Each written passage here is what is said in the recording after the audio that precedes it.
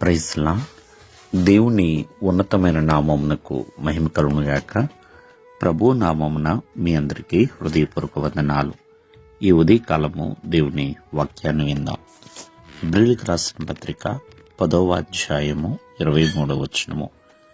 వాగ్దానము చేసినవాడు నమ్మదగినవాడు గనుక మన నిరీక్షణ విషయమై మనం ఒప్పుకున్నది నిశ్చలముగా పట్టుకుందుము.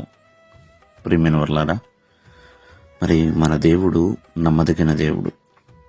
ఆ నమ్మదగిన దేవుని విషయంలో మనం కలిగి ఉన్న నిరీక్షణ, అలాగే మనం ఒప్పుకున్న ఏదైతే మనం ఒప్పుకొని ఉన్నామో దానిని ఖచ్చితముగా చేపట్టుదాము, అంటే పట్టుకుందాము అని దేవుని యొక్క వాక్యము సెలవిస్తుందండి.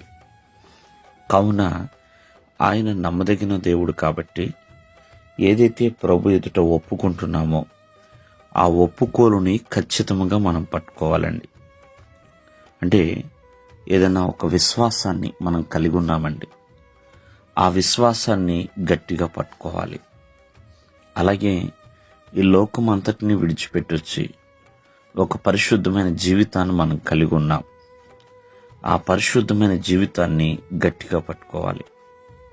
అలాగే ఐహికమైన విచారాల వలన, ఎన్నో రకాల ఇబ్బందుల వలన ప్రియమైన వాళ్ళ మానవ జీవితంలోనికి ఎన్నో భయాలు వస్తాయి, పిరికితనం ఉంటుందండి. మరి ఆ వాటన్నిటిని కూడా వదులుకొని దేవునిలో ధైర్యముగా ఉన్నామనుకోండి, ఆ ధైర్యమును మనం గట్టిగా పట్టుకోవాలి. ప్రియమైన వాళ్ళారా, ఆ ధైర్యమును గట్టిగా పట్టుకోవాలి, దృఢ విశ్వాసాన్ని గట్టిగా పట్టుకోవాలి.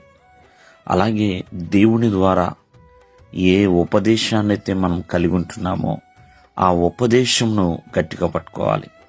ఏ రక్షణ జీవితాన్ని అయితే మనం కలిగి ఉన్నామో ఆ రక్షణ జీవితాన్ని గట్టిగా పట్టుకోవాలి. అలాగే ఈ లోకంలో మరి ఇప్పుడున్న పరిస్థితుల్లో ప్రియమైన వల్ల రకరకాల బోధలు వచ్చేసినాయి.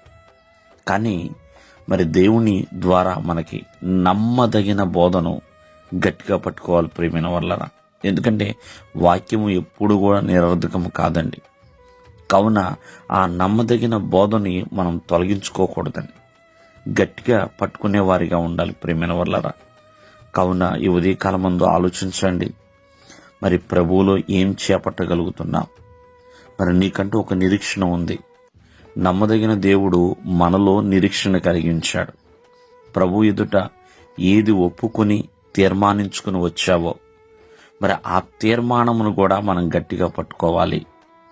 కావున నీవు కలిగి ఉన్న ధైర్యము కావచ్చు, పరిశుద్ధత కావచ్చు, విశ్వాసము కావచ్చు, రక్షణ జీవితము కావచ్చు, మరి పొందుకున్న ఉపదేశము కావచ్చు, వీటన్నిటిని కూడా గట్టిగా పట్టుకుంటేనే అంతము వరకు ముందుకు కొనసాగగలుగుతావు. దేవుడు మిమ్మల్ని ఆశీర్వదించునుగాక. ఆమేన్.